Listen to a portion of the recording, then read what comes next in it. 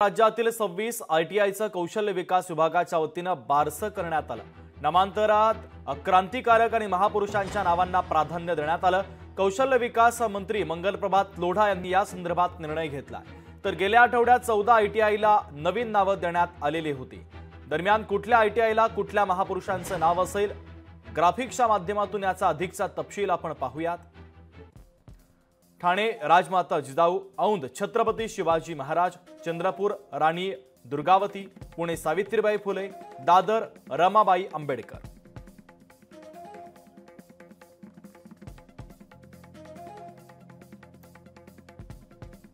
यासोबतच जळगाव राणी लक्ष्मणबाई, Mumbai Mandvi doctor APJ Abdul Kalam, Dadar मधील ITIला क्रांतीवीर बाबू गेनू मुलुंड,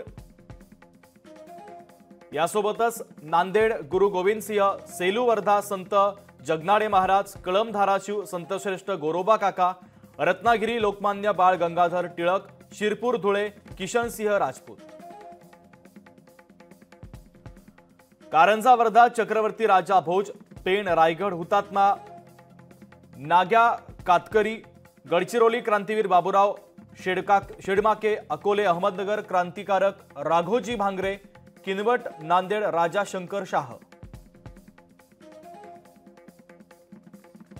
तर कुठल्या ITIला कोणत्या महापुरुषांची नावे देण्यात आली ते आपण पाहतोय।